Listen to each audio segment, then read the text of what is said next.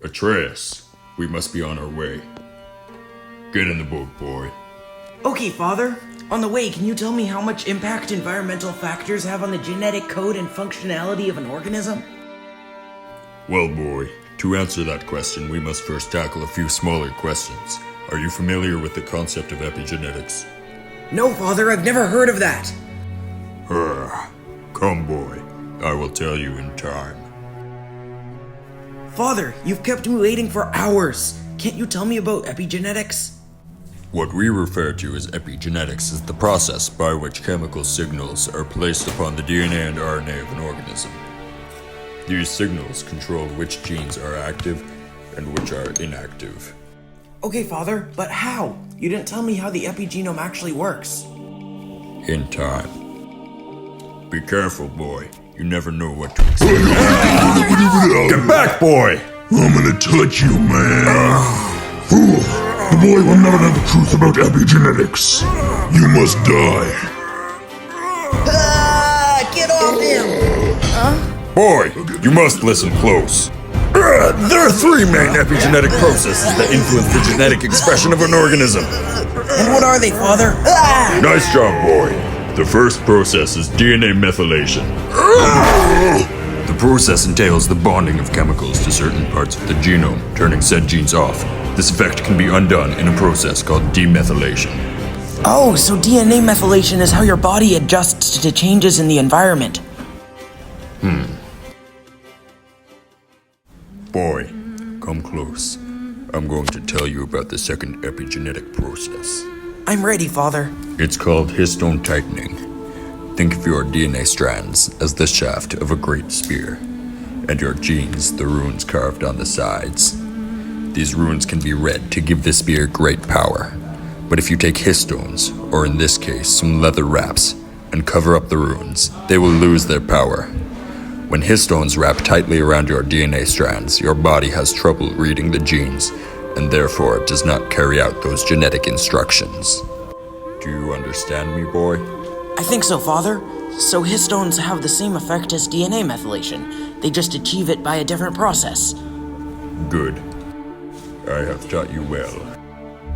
Father, when will you teach me about the last epigenetic process? In time. But boy, always remember, your DNA is in here and in here. Yes, Father, I will never forget. Come, boy. We have waited here much too long. Boy, there's one last epigenetic process I wish to tell you about. I'm ready, Father. Sit. You know about messenger RNA, and you know about coding RNA. But there is a third kind, non-coding RNA. Non-coding RNA acts as a commander for other epigenetic processes. It can also destroy parts of coding RNA, deactivating them for good. I think I understand. What's in this bottle? It's hard alcohol. I want you to try it. Father, I'm not ready. Drink. Really?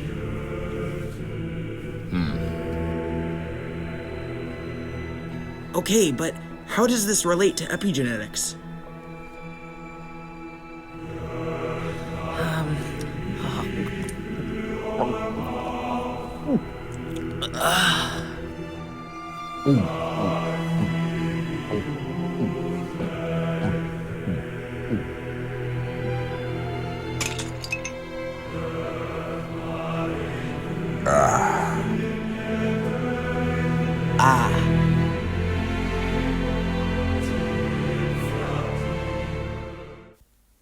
Boy, how do you feel now?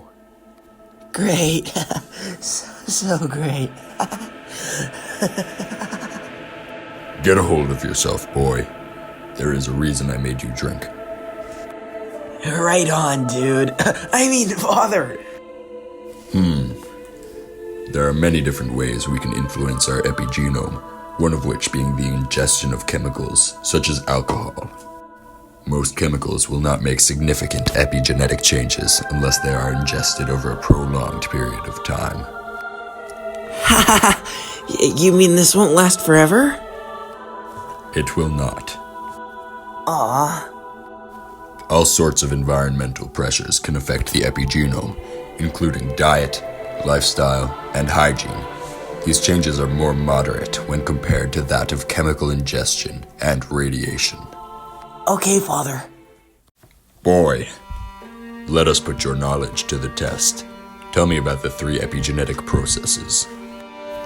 Well, Father, there's methylation and demethylation, which are just fancy words for the attachment and removal of chemical signals to the genome. Next, there's histone tightening, which is when proteins tighten around the DNA strands, disabling them from being read. And lastly, there's non-coding RNA, which leads the other processes and can permanently destroy coding RNA. Good. Boy, I want to show you how the epigenome can be observed acting in an organism. Shoot this deer. I'm trying to focus, Father. Calm your mind. Steady your arm. And fire.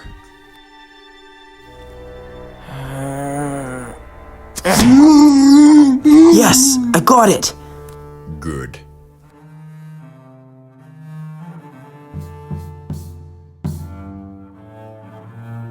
Now, boy, imagine a genetically identical version of this deer, which was raised in a warm, comfortable pasture, and was not shot. Okay, I'm doing it, Father. This deer may not have the same astute instincts to avoid predators. Its hide may be a bit less warm, and its blood might be less adjusted to clotting. These are all thanks to the epigenome. I understand, Father. Certain changes in the epigenome can even be passed on to the offspring, which can remain for decades after birth. Wow, Father, so part of your epigenome might be in me? Likely not. Most hereditary parts of the epigenome come from the mother. So in some ways, Mom is still with us. I do not know. Father, I didn't mean to.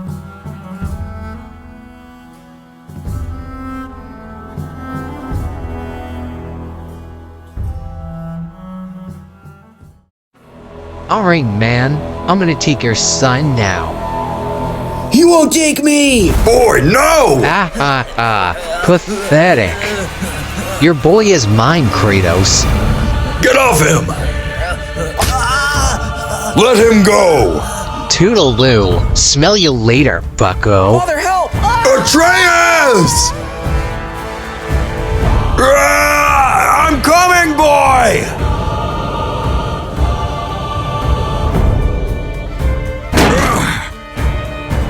Boy, where are you? What are you doing here, man?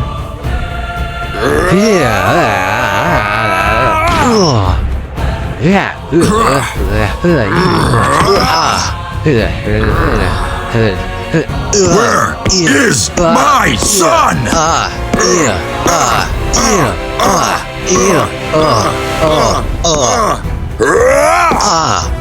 Where are you, Atreus? I'm gonna get you.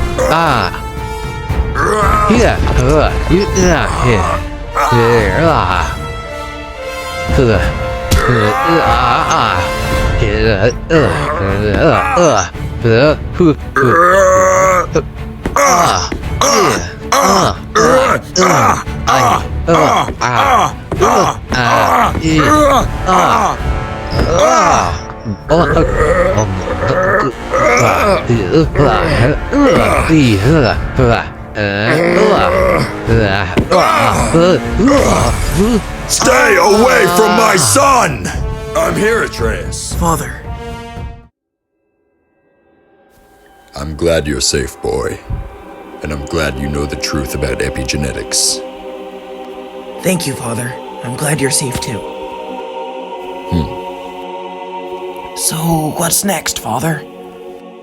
There is always more to learn. We have only scratched the surface.